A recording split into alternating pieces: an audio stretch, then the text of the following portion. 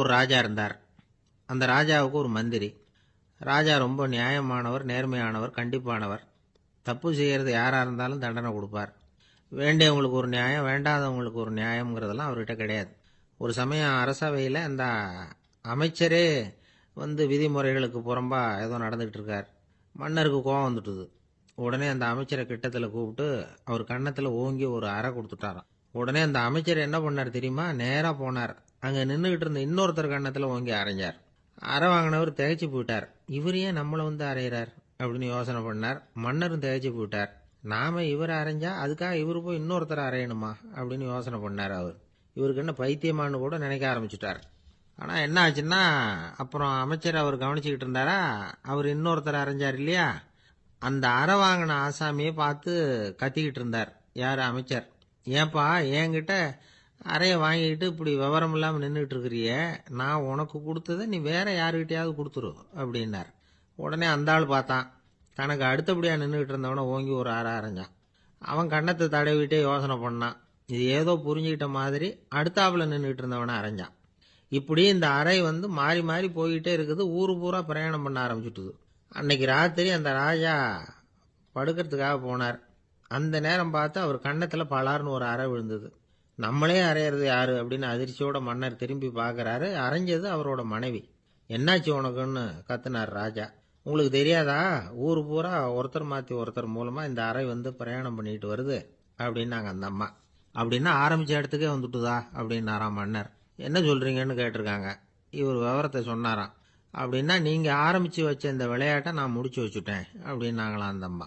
மறுநாள் காலை மறுபடியும் அரசவை கூடிச்சு. அந்த அமைச்சர் மன்னரை பார்த்து கேட்டார், என்ன மகாராஜா, என்கிட்ட கொடுத்ததை திருப்பி வாங்கிட்டீங்களா அப்படின்னாராம். இப்படி நடக்கும்னு நான் எதிர்பார்க்கவே இல்லைன்னார் மன்னர். ஆனால் நான் எதிர்பார்த்தேன். அது எங்கே போயிட போகுது, ஊர் பூரா சுற்றி கடைசியில் உங்ககிட்ட தான் சேரும் அப்படிங்கிறது எனக்கு தெரியும் அப்படின்னாராம் அமைச்சர். இந்த கதை வேடிக்கையாக இருந்தால் கூட இதில் உள்ள கருத்து முக்கியமானது. இந்த உலகத்தில் பல கருத்துக்கள் இப்படி தான் மாறி மாறி சுற்றி வந்துக்கிட்டே இருக்குது. நம்மால் ஒருத்தன் தன்னுடைய நண்பன் ஒருத்தனை கடத்தரில் பார்த்தான். உடனே ஓடி போய் பலார்னு ஒரு அறை கொடுத்தானா. அவன் கன்னத்தை தடவிட்டு ஏன்டா என்ன அரைஞ்சேன்னு கேட்டிருக்கான். நீ ஏன்டா என்ன முட்டாள்னு என் மனைவிட்ட போய் சொன்னேன் அப்படின்ட்டுருக்கான் அவன்.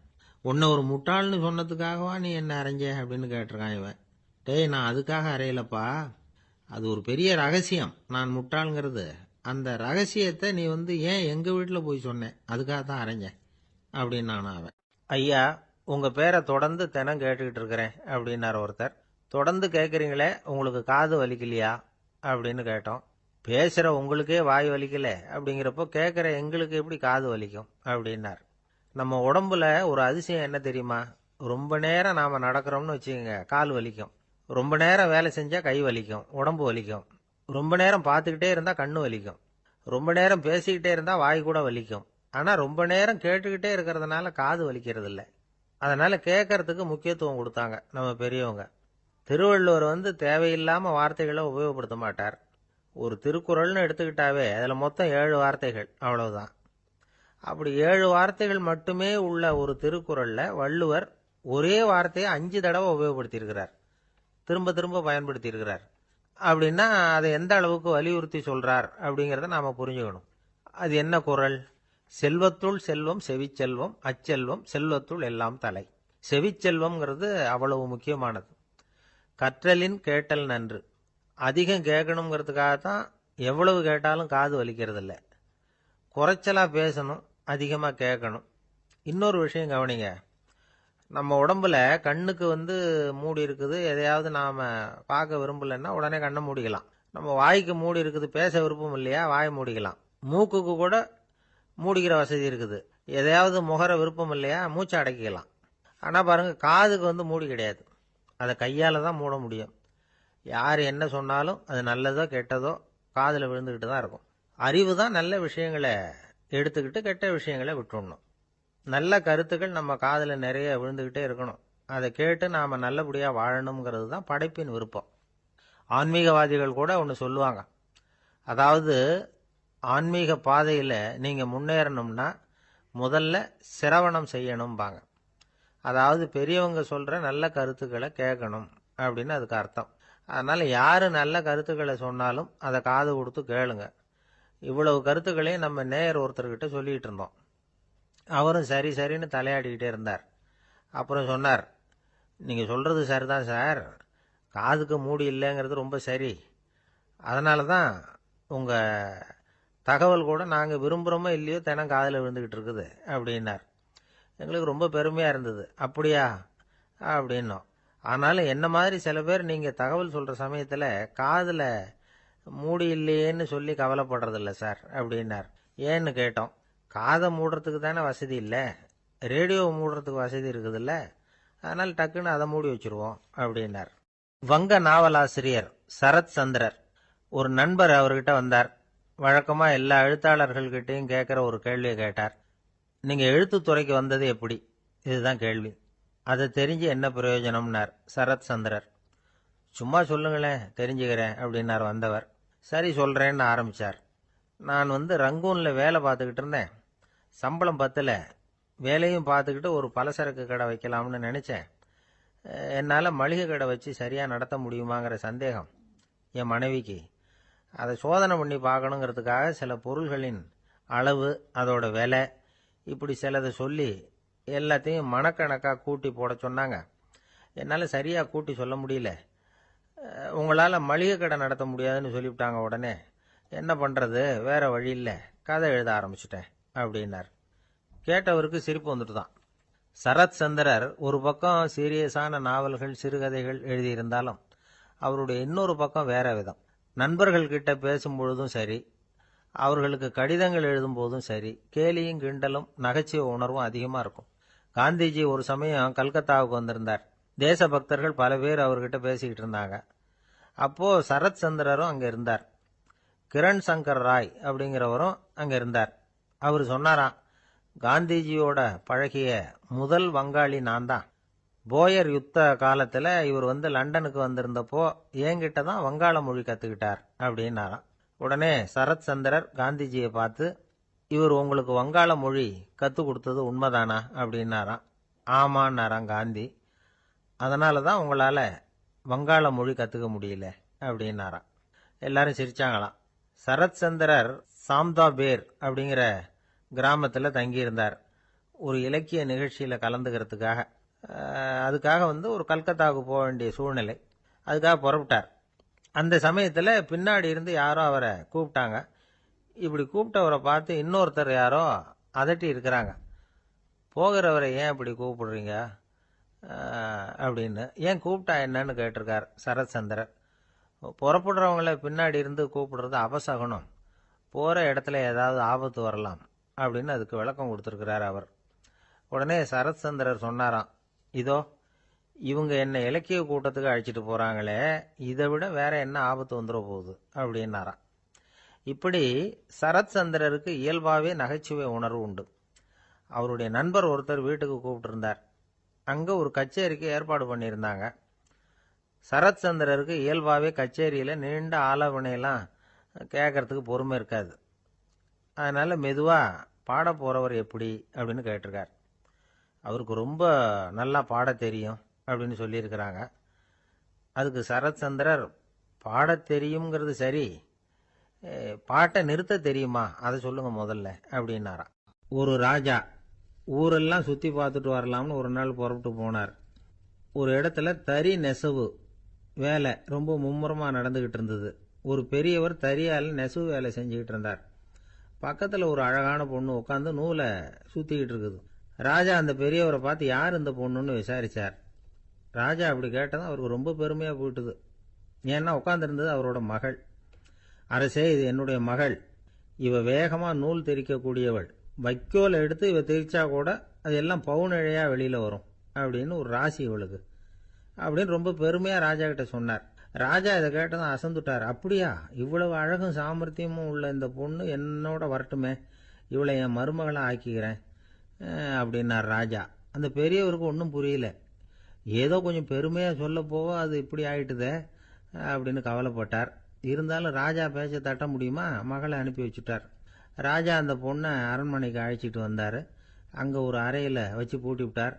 அந்த ரூமு நிறைய வைக்கோலை கொண்டாந்து போட்டு அடைச்சாங்க. 3 ராட்டைகள் வேற வச்சுருந்தாங்க. நாளைக்கு பொழுது விடியறதுக்குள்ள நீ இந்த வைக்கோலையெல்லாம் தங்க இழைகளாக மாற்றி காட்டணும். நாளைக்கு காலம்புறம் வந்து நான் இந்த அறை கதவை திறப்பேன். உன் தகப்பன் சொன்னது மாதிரி எல்லாம் தங்கமாக மாறி இருக்கணும், இல்லைன்னா நீ உயிர் தப்ப முடியாது அப்படின்னு உத்தரவு போட்டார். பாவம் அந்த பொண்ணு என்ன பண்ணும், பகல் பூரா அழுதுகிட்டே உட்காந்துருக்குது. ராத்திரி பூராவும் தூக்கம் வரல. மறுநாள் அதிகாலை நேரத்தில் யாரோ கதவை தட்டுற சத்தம் கேட்டுது. பயந்துக்கிட்டே கதவை திறக்கிறா. திறந்து பார்த்தா வெளியில் 3 அவலட்சணமான பெண்கள். ஒருத்திக்கு வந்து கால் அகலமாக முறை மாதிரி இருக்குது, இன்னொருத்திக்கு கட்டை விரல் கரண்டி மாதிரி பெருசாக இருக்குது, 3வது பொண்ணுக்கு உதடு தடித்து ரப்பர் மாதிரி தொங்கிக்கிட்டு இருக்கு. யார் நீங்கள், உங்களுக்கு என்ன வேணும் அப்படின்னு கேட்குது இந்த பொண்ணு. நாங்கள் உங்களுக்கு உதவி செய்கிறதுக்கு தான் வந்திருக்கிறோம் அப்படின்னு சொல்லி உள்ளே வந்தாங்க, உட்காந்தாங்க. கொஞ்ச நேரத்துக்குள்ளே உள்ளே இருந்த வைக்கோலையெல்லாம் தங்க இழைகளாக மாற்றி கொடுத்துட்டு போயிட்டாங்க. காலையில் ராஜா வந்தார், பார்த்தார். ஆகா பேஷுனார். இன்னும் கொஞ்சம் வைக்கோலை கொண்டாந்து அந்த ரூமில் போட சொன்னார். இந்த வைக்கோலையும் இன்னைக்கு தங்கமாக மாற்றி விடு, நாளைக்கு மறுநாள் உனக்கும் இளவரசனுக்கும் கல்யாணம்னு சொல்லிவிட்டார். இன்னைக்கு ராத்திரி அந்த 3 பொண்ணுங்களும் வந்தாங்க. வைக்கோலை பொண்ணு இழைகளாக மாற்றினாங்க, புறப்பட்டாங்க. இந்த பொண்ணு அவங்க காலில் விழுந்து வணங்கினா. என் உசுரை காப்பாற்றினீங்க, உங்களுக்கு நான் என்ன கைமாறு செய்ய போகிறேன் அப்படின்னா. பயப்படாத, நீ விரும்பினா எங்களுக்கு ஒரு உதவி செய்யலாம். உன்னுடைய கல்யாணத்துக்கு நாங்கள் 3 பேரும் வரோம். நீ எங்களை வந்து வரவேற்று ராஜாக்கிட்டையும் இளவரசர்கிட்டையும் நாங்கள் வந்து உன்னோட பெரியப்பா பொண்ணுங்கன்னு சொல்லி அறிமுகப்படுத்தி வை, நாங்கள் விருந்து சாப்பிட்டுட்டு போயிடுறோம் அப்படின்னாங்க. ரொம்பவும் சந்தோஷமாக சரின்னு ஒத்துக்கிட்டா. கல்யாண நாள் வந்தது. கல்யாணம் ரொம்ப கோலாகலமாக நடந்துக்கிட்டு இருக்கு. எல்லா தேசத்து ராஜா ராணிகளும் வந்துக்கிட்டு இருக்கிறாங்க. அந்த 3 அவலட்சணமான பொண்ணுங்களும் வந்து சேர்ந்தாங்க. யார் இவங்கன்னு கேட்டார் ராஜா. என் பெரியப்பா பொண்ணுங்க அப்படின்னா அந்த பொண்ணு. காலும் உதடும் கட்டை விரலும் ஏன் இப்படி உங்களுக்கு அவலட்சணம் ஆயிட்டுது அப்படின்னு கேட்டார். அதுக்கு அந்த பொண்ணுங்க பதில் சொன்னாங்க. என்ன செய்யறது, ஓயாமல் வைக்கோலை நூற்று ஒருத்தியோட கட்டை விரல் அப்படி கரண்டி மாதிரி ஆயிட்டுது, நாக்கில் தொட்டு தொட்டு திரிச்சதுனால ஒருத்தியோட உதடு அப்படி ஆயிட்டுது, காலால் கட்டையை அழுத்தி அழுத்தி தறி போட்டதுனால இன்னொருத்தையோட கால் அப்படி ஆயிட்டுது. உங்கள் மருமகளாக வந்திருக்கிற இந்த பொண்ணு அந்த 3ஐயுமே செய்ய தெரிஞ்சவ தான். என்ன ஆக போதும் இன்னும் கொஞ்ச நாளில் அப்படின்னாங்க. அவ்வளவுதான். ராஜா பயந்துட்டார். அம்மா, இன்னையிலேருந்து நீ இளவரசனின் மனைவி. நீ எப்பவும் அழகாக இருக்கணும், அதனால் நீ இனிமேல் வைக்கோலை திரிக்கவே கூடாது அப்படின்னு உத்தரவு போட்டார். அவளை இக்கட்டான சூழ்நிலையிலிருந்து காப்பாற்றின அந்த 3 பொண்ணுங்களும் சந்தோஷமாக திரும்பி போயிட்டாங்களாம். சுவாமி சின்மயானந்தர் இந்த கதையை சொல்லியிருக்கிறார். தன்னலம் மறந்து சுயலாபத்தை வந்து தியாகம் செய்கிறது வைக்கோல்ல இருந்து தங்க இழையை நூக்கிறது மாதிரி அப்படிங்கிறார் அவர். அது இருக்கட்டும், இப்போ நம்ம கதைக்கு வருவோம். ஒரு ராஜா தன்னோட மகனுக்கு சுயவரம் நடத்தினார். எல்லா தேசத்திலிருந்தும் ராஜகுமாரர்கள் வந்திருந்தாங்க. ராஜகுமாரியை கல்யாணம் பண்ணிக்கலாம்ங்கிற ஆசையில் சுயம்பர மண்டபத்திலிருந்து எல்லா ராஜகுமாரர்களும் அலறி அடிச்சுக்கிட்டு வெளியில் ஓடி வந்துகிட்டு இருக்கிறாங்களாம். ஏன் இப்படி எல்லாரும் மிரண்டு போய் ஓடி வர்றாங்கன்னு கேட்டார் ஒருத்தர். அதுக்கு இன்னொருத்தர் விவரம் சொன்னார். ராஜகுமாரியை இன்னைக்கு தான் அவங்க நேரில் பார்த்தாங்களாம், அதுதான் இப்படி ஓடி வந்துகிட்டு இருக்கிறாங்க அப்படின்னார். கடற்கரை ஓரமாக ஒரு பெரியவர் கையால் மணலை கீறிக்கிட்டே உட்காந்துருக்கிறார். என்னத்தையும் தேடிட்டு இருக்கிறது மாதிரி தெரிஞ்சுது. மெதுவாக கிட்டத்தில் போய் என்னத்தை தேடிட்டு இருக்கிறீங்க அப்படின்னு கேட்டோம். அவரு சாவகாசமா நிமிர்ந்து பார்த்து நிம்மதியை தேடிட்டு இருக்கிறேன்னார். நாங்கள் ஒரு மாதிரி ஆயிட்டோம். இருந்தாலும் சமாளிச்சுக்கிட்டு, சார், மணல்ல வந்து கிழிஞ்சல் தான் கிடைக்கும், நிம்மதி கிடைக்காது அப்படின்னோம். சரி, இன்னைக்கு வசமா நம்ம கிட்ட ஒரு ஆள் மாட்டிக்கிட்டார் அப்படின்னு நினைச்சு அவர் பக்கமா போய் உட்காந்துக்கிட்டு கதை சொல்ல ஆரம்பிச்சிட்டோம்.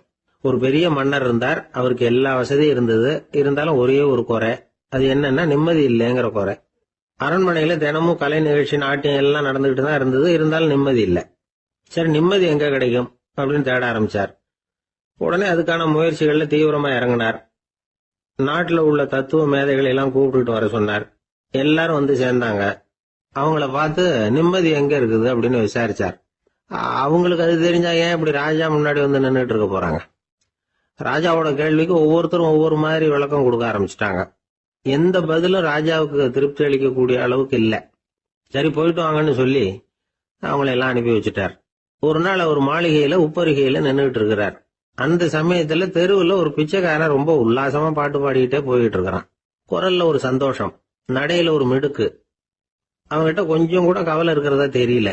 உடனே ராஜா அதை பார்த்தார். ஏவலாளிகளை வந்து கைதட்டி கூப்பிட்டார். உடனே ஓடி போய் அந்த பிச்சைக்காரனை இங்க அழைச்சிட்டு வாங்கன்னு உத்தரவு போட்டார். இவங்க உடனே ஓடி போய் அவனை கூப்பிட்டாங்க. அரண்மனைக்கு வாழ்ந்தாங்க. அவன் வரல. அரண்மனைக்குள்ள அடி எடுத்து வைக்க மாட்டேன்னு சொல்லிவிட்டான். ராஜா கிட்ட வந்து விஷயத்தை சொன்னாங்க. அவருக்கு ரொம்ப ஆச்சரியம், இப்படி ஒரு ஆள் இருக்கிறானா அப்படின்னு. சரி, அவன் என்னதான் சொல்றான் அப்படின்னு விசாரிச்சார். இவங்க மறுபடியும் தெருவுக்கு போய் கேட்டாங்க. என்ன பார்க்கணும்னா ராஜா விருப்பப்பட்டாருன்னா அவரை வேணும்னா இங்க வர சொல்லுங்க அப்படின்னு சொல்லிவிட்டான்.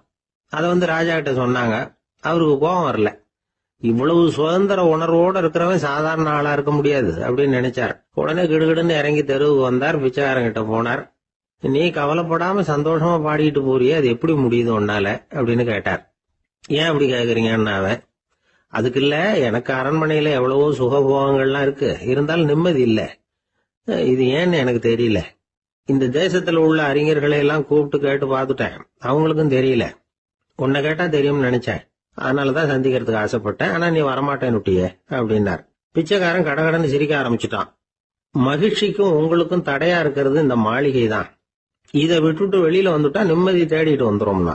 நான் அரசன், எனக்குன்னு கடமைகள் இருக்கு, அதையெல்லாம் விட்டுட்டு எப்படி வர முடியும்னார் ராஜா. ரெண்டும் ஒரே நேரத்துல கிடைக்கணுங்கிறது முடியாத காரியம்.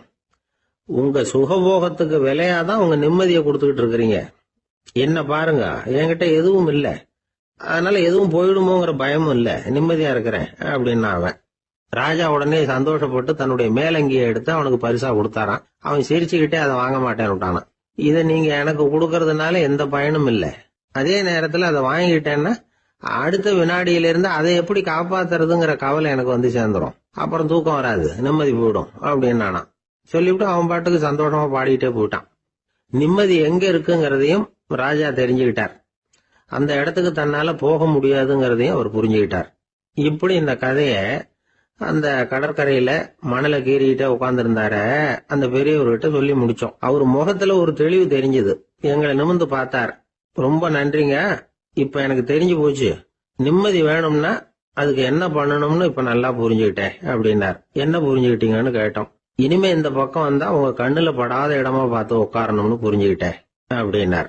ஜெருசலேம், அங்க உள்ள ஒரு தேவாலயம், அதுல உள்ள பலிபீடத்தின் முன்னாடி ஒரு பெட்டி உண்டு. அது காணிக்கை பெட்டி. ஆலயத்துக்கு வர்றவங்க பிரார்த்தனை பண்ணிவிட்டு திரும்பி போற சமயத்துல அந்த பெட்டியில காணிக்கை போடுவாங்க. அவங்களால எவ்வளவு முடியுமோ அவ்வளவு போடுறது வழக்கம். அவங்கவுங்க வசதிக்கு தகுந்த மாதிரி போடுவாங்க. வசதி உள்ளவங்களா இருந்தாலும் சரி, வசதியே இல்லாத வறியவர்களா இருந்தாலும் சரி, ஆலய காணிக்கை பெட்டியில காசு போடுறது அவங்களுக்கு ரொம்ப பெருமையான ஒரு செயல். ஒரு சமயம் இயேசு தம்முடைய சீடர்களோடு அந்த ஆலயத்துக்கு வர்றார். அங்க உட்காந்து ரொம்ப நேரம் வழிபாடு பண்ணிட்டு இருக்கிறார். சீடர்களும் அந்த ஜபத்துல கலந்துகிட்டாங்க. வழிபாடு முடிஞ்சுது. இயேசு உட்கார்ந்துருக்கிறார்.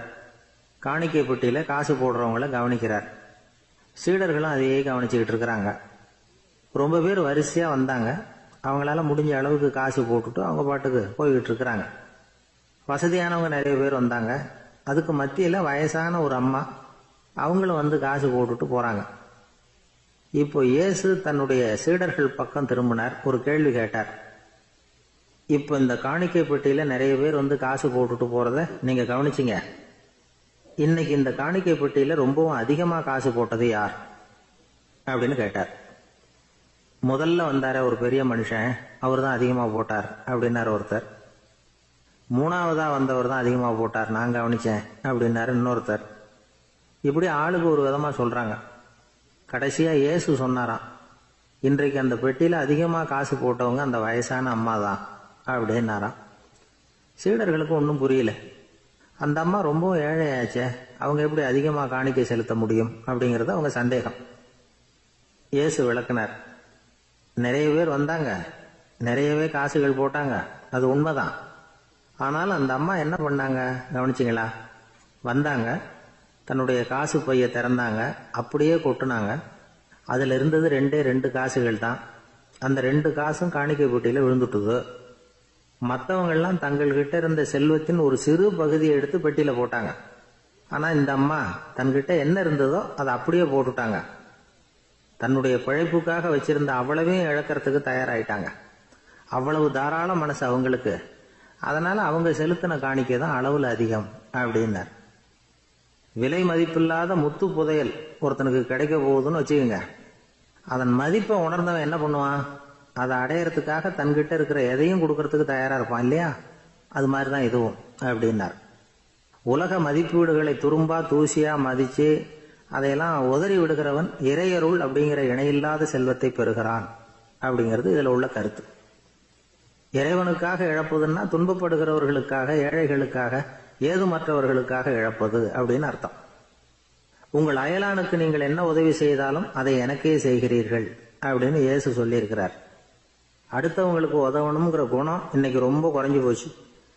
ஒருத்தன் வாழைப்பழத்தோல் வழுக்கி கீழே விழுந்துட்டான். பக்கத்தில் இருந்த நண்பன் உடனே இவனை தூக்கிக்கிட்டு போய் ஆஸ்பத்திரியில் சேர்த்துட்டான். அதுக்கப்புறம் சொன்னான், நீ அந்த வாழைப்பழத்தோல்ல காலை வைக்க போறத முன்னாடியே நான் கவனிச்சுட்டேன் அப்படின்னு நானா. அப்படின்னா அப்பவே நீ எனக்கு உதவி செஞ்சிருக்கலாமே அப்படின்னு நானா. அவன், நான் டாக்டருக்கு உதவலாம்னு நினைச்சுட்டேன் அப்படின்னா இவன். காசி மாநகரத்தை பிரம்மதத்தன் அப்படிங்கிற ராஜா ஆட்சி பண்ணிட்டு வந்தார். அவர் ஒவ்வொரு வருஷமும் ஒரு திருவிழா நடத்துறது வழக்கம். எல்லா தேசத்திலிருந்தும் எல்லா வகையான ஜனங்களும் அதில் வந்து கலந்துக்குவாங்க. ஒரு சமயம் அது மாதிரி விழா நடந்துகிட்டு இருந்தது. வைகுண்டத்திலிருந்து தேவலோகத்திலிருந்து நிறைய தேவகுமாரர்கள்லாம் காசி நகருக்கு அப்போது வந்திருந்தாங்க. அதில் முக்கியமாக ஒரு 4 தேவகுமாரர்கள். அந்த 4 பேரையும் சுற்றி ஏகப்பட்ட கூட்டம். அப்படி என்ன விசேஷம் அவங்கக்கிட்ட அப்படின்னா, மற்றவங்களை விட அவங்க முகம் அழகாக இருந்ததா அப்படி பார்த்தா அப்படியும் இல்லை. அவங்க அணிஞ்சிருந்த மலர் மாலைகள் தான் அதுக்கு காரணமா. அந்த மலர்கள்லேருந்து அப்படி ஒரு அபூர்வமான நறுமணம். இதுக்கு முன்னாடி இப்படி ஒரு நறுமணத்தை அந்த ஊர் ஜனங்க அனுபவிச்சதே இல்லை. அதுதான் அந்த 4 பேரையும் சுற்றி கூட்டம். எல்லாரும் கேள்வி கேட்க ஆரம்பித்தாங்க. உடனே அந்த 4 தேவகுமாரர்களும் எல்லாருக்கும் தெரியும்படியாக வானத்தில் எழும்பி கொஞ்சம் உயரமாக நின்றுக்கிட்டாங்க. கீழே நின்றுக்கிட்டு இருந்த அரசன்லேருந்து ஆண்டி வரைக்கும் ஒருத்தர் பாக்கி இல்லாமல் ஒரே குரலில் எல்லாரும் அவங்கள பார்த்து, எங்களுக்கும் இது மாதிரி மாலையை போட்டுக்கணும்னு ஆசையாக இருக்குது, அதுக்கு நீங்கள் தான் அருள் பண்ணணும் அப்படின்னு கேட்டுக்கிட்டாங்க. மாலை போட்டுக்கிறதுனா எல்லாருக்கும் ஆசையாக தானே இருக்கும். அந்த 4 தேவகுமாரர்களில் ஒருத்தர் புத்தர் பிரான். அவர் சொன்னார், பூலோகவாசிகளே, நான் சொல்கிறத கொஞ்சம் பொறுமையாக கேளுங்க. கக்காரு அப்படிங்கிற கற்பக விருட்சத்தின் மலர்களால் தொடுக்கப்பட்டது இந்த மாலை. இதுக்கு நிறைய சக்தி உண்டு. எந்த காலமும் இது வாடாது, வாசனையும் குறையாது. ஆனால் இதை அணிந்து கொள்றதுக்கு சில தகுதிகள் தேவை அப்படின்னார். என்ன தகுதி அது சொல்லுங்களேன் அப்படின்னு ஏக காலத்தில் எல்லாரும் சத்தம் போட்டாங்க. தீய இயல்புகள் உள்ளவங்க, இழிந்த சிந்தனை, இழிந்த செயல் உள்ளவங்க இந்த மாலையை அணிய முடியாது அப்படின்னார். அவ்வளோதான். கூட்டத்தில் சத்தம் போட்டவங்கள்லாம் மெதுவாக அப்படி அடங்க ஆரம்பிச்சிட்டாங்க. இன்னொரு தேவகுமாரன் சொன்னார், அடுத்தவங்க பொருளை அபகரிக்காதவன், அடுத்தவங்களுக்கு கெடுதல் பண்ணக்கூடிய பொய் பேசாதவன், பேராசையினால் கெட்ட வழியில் பொருள் ஈட்ட நினைக்காதவன் இந்த மாலையை போட்டுக்கலாம் அப்படின்னார். கூட்டத்திலிருந்து யாரும் முன்னுக்கு வரல. ஒரே ஒரு ராஜகுரு மட்டும் கொஞ்சம் முன்னாடி வந்தார். பெரியவர், படித்தவர். அவர், எனக்கு தகுதி இருக்குது அந்த மாலையை போட்டுக்கிறதுக்கு அப்படின்னார். வேற ஒன்றும் இல்லை, பொய் சொல்லியாவது அந்த மாலையை வாங்கிக்குவோமே அப்படின்னு முடிவு பண்ணிட்டார் அவர். அவ்வளோதான், மாலையை வாங்கிட்டார். அடுத்த தேவகுமாரன் பேசினார். யாருக்கு திடமான அறிவும் மனமும் இருக்குதோ, யாருக்கு நல்ல காரியங்களில் அசையாத ஈடுபாடு இருக்குதோ, நல்ல அரிய பொருள்களை தனியாக தான் மட்டும் அனுபவிக்க விரும்பாதவர் யாரோ அவர் முன்னாடி வந்து இந்த மாலையை வாங்கிக்கலாம் அப்படின்னார். அந்த தகுதியும் எனக்கு இருக்குன்னார் ராஜகுரு. மாலையை வாங்கி போட்டுக்கிட்டார். இன்னொரு ராஜகுமாரன் பேச ஆரம்பித்தார். அறநெறியில் செல்வம் சேர்க்கணும், ஆடம்பர பொருள்களுக்கு அடிமையாகக்கூடாது, வெற்றி அடைஞ்சாலும் கர்வம் வரக்கூடாது, அப்படிப்பட்டவங்க இந்த மாலையை போட்டுக்கலாம்னார். துணிஞ்சு பொய் சொல்லி அதையும் வாங்கி கழுத்தில் போட்டுக்கிட்டார் இந்த ராஜகுரு. இன்னொரு ராஜகுமாரன் சொன்னார், சான்றோர்களை நிந்திக்காதவங்க, புறம் பேசாதவங்க இந்த மாலையை போட்டுக்கலாம்னார். அதையும் வாங்கி போட்டுக்கிட்டார். திருவிழா முடிஞ்சுது, எல்லாரும் திரும்பி போயிட்டாங்க. மறுநாள் ராஜகுரு 4 மாலைகளையும் போட்டுக்கிட்டு ராஜசபைக்கு வரார். வந்தவர் ரொம்ப அவஸ்தையோடு வர்றார். மாலையெல்லாம் வாடி போயிட்டுது, வாசனை எதுவும் கிடையாது. அது மட்டும் இல்லை, அவருக்கு கடுமையான தலைவலி வேற வந்துட்டுது. துடிச்சு போயிட்டார். மாலையை கழட்டவும் முடியல. ஜனங்கள்லாம் அவரை பார்த்து சிரிக்க ஆரம்பிச்சிட்டாங்க. என்னத்துக்கு ஆசைப்படணும், ஏன் இப்படி கஷ்டப்படணும் அப்படின்னு. ராஜா பார்த்தார். மறுபடியும் விழாவுக்கு ஏற்பாடு பண்ணினார். தேவகுமாரர்கள்லாம் வந்தாங்க. ராஜகுரு வந்தார். மக்கள் முன்னிலையில் அவங்க காலில் விழுந்தார், மன்னிப்பு கேட்டுக்கிட்டார். இந்த மாலையை போட்டுக்கிற தகுதி எனக்கு இல்லை. தகுதி இல்லாத ஒருத்தன் தகாத தகுதியை பொய் மூலம் பெறணும்னு ஆசைப்படுறாங்களே, அவங்களுக்கெல்லாம் என்னுடைய தண்டனை ஒரு எச்சரிக்கையாக இருக்கட்டும்னார். அதுக்கப்புறம் தேவகுமாரர்கள் அவர் கழுத்தில் இருக்கிற மாலையை கழட்டினாங்களாம். அந்த மாலைகளும் பழையபடி மனம் கொடுக்க ஆரம்பிச்சுட்டு தான். இதுலேருந்து நாம் தெரிஞ்சுக்க வேண்டியது என்னென்னா, நமக்கு தகுதி இல்லாத ஒரு கௌரவம் நம்மக்கிட்ட தானாக வந்தால் கூட அதை தவிர்த்து விடுறது தான் நல்லது. அதுதான் புத்திசாலித்தனம். ஒருத்தர் வந்தார், சார் எங்கள் இலக்கிய மன்ற விழாவுக்கு நீங்கள் தலைமை தாங்கணும்னார். உடனே இவர் சொன்னார், பேச்சாளர், சார் இலக்கியத்தை பற்றி பேசுகிற தகுதி எனக்கு இல்லையே அப்படின்னார். உடனே அவர் கூப்பிட வந்தவர் சொன்னார், அந்த தகுதி உங்களுக்கு இல்லைங்கிறது எங்களுக்கும் தெரியும் சார், அதனால தான் உங்களை தலைமை தாங்க கூப்பிடுறேன் அப்படின்னார். அது சரி, தலைமைன்னா அதுக்கு இவர் என்னதான் அர்த்தம் பண்ணுறாருன்னு தெரியல. ஒருத்தர் குதிரை ரேஸுக்கு போனார், பணம் கட்டினார், தோத்து போயிட்டார். மறுபடியும் போனார், பணம் கட்டினார், தோத்து போனார். அடுத்த தடவையும் பணம் கட்ட போனப்போ அவரை தடுத்து கேட்டோம், ஏன் சார் ஏற்கனவே விட்டது போதாதா, இன்னமும் இருக்கிறத விடணுமா அப்படின்னு கேட்டோம். விட்டதையெல்லாம் மொத்தமாக எடுக்க வேணாமா சார், அதுக்காக தான் தொடர்ந்து பணம் கட்டுறேன்னார் அவர். இவரை திருத்துறது ரொம்ப கஷ்டம். இது ஒரு மனநோய். மனநோய்களில் பல வகை உண்டு. மனநோய்கள் பிரிவு அட்டவணையில் சூதாட்டம்ங்கிறது அவதி வரும் நோய் அப்படிங்கிற தலைப்பில் வருது. சூதாட்டம் 2 வகைப்படும்னு சொல்கிறாங்க உளவியல் நிபுணர்கள். ஒரு வகை எப்படின்னா, நண்பர்களோடு சேர்ந்துக்கிட்டு மகிழ்ச்சியும் கிளர்ச்சியும் அடையிறதுக்காக ஈடுபடுறது. பிரச்சனைகளை தீர்க்கறதுல ஒரு ஆர்வம், கேளிக்கைக்காக கொஞ்சம் விட்டு பிடிக்கிறது அப்படிங்கிற மனுஷனுடைய அடி மனசில் உள்ள விபரீத பிணைய சுபாவம், இதெல்லாம் அதுக்கு காரணம். இன்னொரு வகை எப்படின்னா, சூதாட்டத்தில் ஈடுபட்டு ஒரு கட்டாய நிலைமைக்கு ஆளாயிடுறது. ஈடுபடு அப்படின்னு மனசு ஒரு வெறித்தன்மையை தூண்டிக்கிட்டே இருக்கும். இப்படிப்பட்டவங்களுக்கு நாம தோத்துக்கிட்டு இருக்கோம்ங்கிறது தெரியும், நாம ஜெயிக்கிறதுக்கான சந்தர்ப்பம் இல்லைங்கிறதும் தெரியும். இதனால நமக்கும் கஷ்டம், நம்ம சுத்தி இருக்கிறவங்களுக்கும் கஷ்டங்கிறதும் புரியும். அப்படி இருந்தும் சூதாடுவாங்க. இதுக்கு காரணம் சூதாடியின் பகற்கனவு அப்படிங்கிறாங்க நிபுணர்கள். இந்த நிலைமைக்கு கட்டாய சூதாட்டம் அல்லது நிர்பந்த சூதாட்டம் அப்படின்னு பேர் வச்சிருக்கிறாங்க. இப்படிப்பட்ட ஆசாமி இருக்கிறது பூரா விட்டுருவான், கடன் வாங்குவான், திருடுவான், இருந்தாலும் என்னைக்காவது ஒரு நாள் ஜெயிச்சிருவேன் அப்படின்னு சொல்லிக்கிட்டே இருப்பான். விட்டதை எடுத்துருவேங்கிற ஒரு நம்பிக்கை சுடர் அவனுக்குள்ள எரிஞ்சுக்கிட்டே இருக்கும். இவனை மனநோயாளி அப்படின்னு சொல்லிட முடியாதான். என்ன காரணம்னா, இது மாதிரி ஆளுங்க கிட்ட மன போராட்டமோ கவலையோ பதட்டமோ இருக்கிறது இல்ல. சில விசேஷமான குணங்கள் இவங்க கிட்ட உண்டு. எதிர்ப்பு உணர்ச்சி, சிறுபிள்ளைத்தனம், சட்ட திட்டங்களையும் சம்பிரதாயங்களையும் உட தெரியாத மனப்போக்கு, பொறுப்பில்லாத தன்மை, நெறிதவறி நடக்கிறது எல்லாம் இவங்க கிட்ட உண்டு. ஆனா வெளிப்பார்வைக்கு ரொம்ப சிநேகமா இருப்பாங்க, அன்பா இருப்பாங்க, அப்படி இருக்கிறதாக காட்டிக்குவாங்க. ஆதாயம், சுயலாபம் இதெல்லாம் கருதி தான் பழகுவாங்க. இவங்க கேட்குறப்ப நாம பணம் கொடுக்கலன்னு வச்சுக்கோங்க, நம்மளை கை விட்டுருவாங்க. நம்ம மேல அவாண்டமா பழி சுமத்துறது கூட தயங்க மாட்டாங்க. தங்களுடைய சூதாட்ட நடவடிக்கைகளுக்கு சாதகமான காரணங்களை சொல்லிட்டு இருப்பாங்க. நீ வேணும்னா பாரு, ஒரே நாள்ல நான் இழந்ததையெல்லாம் மீட்டு லட்சாதிபதி ஆறனா இல்லையா பாரு அப்படிம்பாங்க. தோத்து போறத ஒரு படிப்பினையா இவங்க எடுத்துக்கிறதே இல்லை. தோத்து போறதுலேயே இவங்களுக்கு ஒரு அலாதியான சுகம். தனக்குத்தானே துன்பத்தை வரவழைச்சிக்கிட்டு இன்பம் அடையிறதுக்கு தன்வதை சுகம் அப்படின்னு பேர். இவங்கெல்லாம் அந்த ரகம். சில பேர் எப்படி தெரியுமா, மந்திர எண்ணங்களை வரவழைச்சிக்கிறது, சூதாடுறதுக்காக ஆபீஸ்ல கையாடல் பண்றது, அடுத்தவங்க கிட்ட இருந்து திருடுறது. இந்த மந்திர எண்ணம் தீவிரமாச்சுன்னா ஒரு மாதிரியா பேச ஆரம்பிச்சிருவாங்க. தோல்விதான் சார் வெற்றிக்கு முதல் படியும்பாங்க. தன்னால பகடக்காய்களையும் குதிரை ஓட்டிகளையும், அதாவது இந்த ஜாக்கிகள், அதெல்லாம் கட்டுப்படுத்த முடியுங்கிற பித்து நிலைக்கு இவங்கெல்லாம் தள்ளப்பட்டுருவாங்க. சில சூதாடிகள் ஆராய்ச்சி பார்த்ததுல என்ன தெரிய வந்தது தெரியுமா, அவங்கெல்லாம் குழந்தை பருவத்துல அன்புக்காக ஏங்கினவங்களாம், புறக்கணிக்கப்பட்டவங்களாம், உதவிகளை பெற முடியாதவங்க, இப்படிலாம் இருந்திருக்கிறாங்க. இவங்க வளர வளர மற்றவங்க சௌகரியம் பற்றி அக்கறை இல்லாதவங்களா ஆயிடுறாங்க. அதிர்ஷ்ட தேவதை தன்னோட இருக்கிறாங்க அப்படிங்கிற அசையாத நம்பிக்கை இவங்களுக்கு. இவங்களை திருத்துறது ரொம்ப கஷ்டம். அதனால பந்தயம், சூதாட்டம் இது மாதிரியான விஷயங்களை விட்டு விலகியே இருக்கிறது தான் நமக்கு நல்லது.